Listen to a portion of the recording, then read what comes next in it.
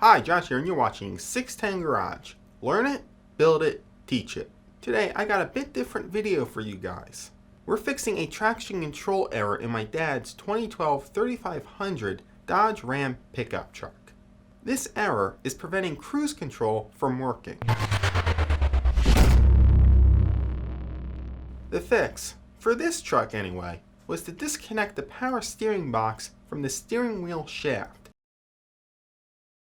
Rotate the steering wheel one full rotation to the right and reconnect the shaft to the power steering box.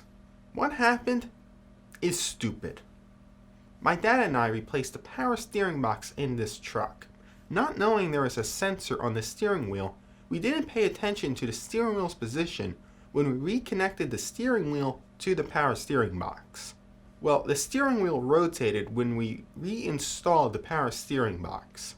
As we can see from the sensor data, the steering wheel position sensor was not reading 0 when the steering wheel was centered. Turning the steering wheel to the left not only trips the error, but shows that the steering wheel position jumps, going from positive 800s to negative 800s.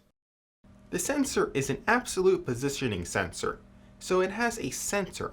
This sensor has to roughly align to the center of the power steering box. Since we accidentally rotated the steering wheel, the sensor and the power steering box was out of sync. This caused the sensor to rotate too far, which tripped the error code. As I said, the fix is to disconnect the power steering box from the steering column shaft and resync the center of the steering wheel to the center of the steering box. But that's not to say that this is what is wrong with your truck if you have this problem. Sadly, the best way to know if this is your problem is to use an advanced scanner that can scan the steering wheel position sensor. For example, I used Engine Autonuity.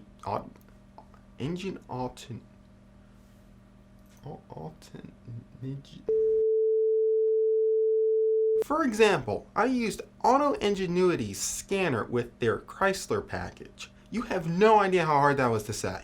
That is a stupid AutoEnginuity. It wasn't cheap, but I already had the scanner, so the additional package was less than what the dealership would charge. The good news is that you can use the scanner to then clear the code. The bad news, of course, being that that is the only way that I know how to clear the code.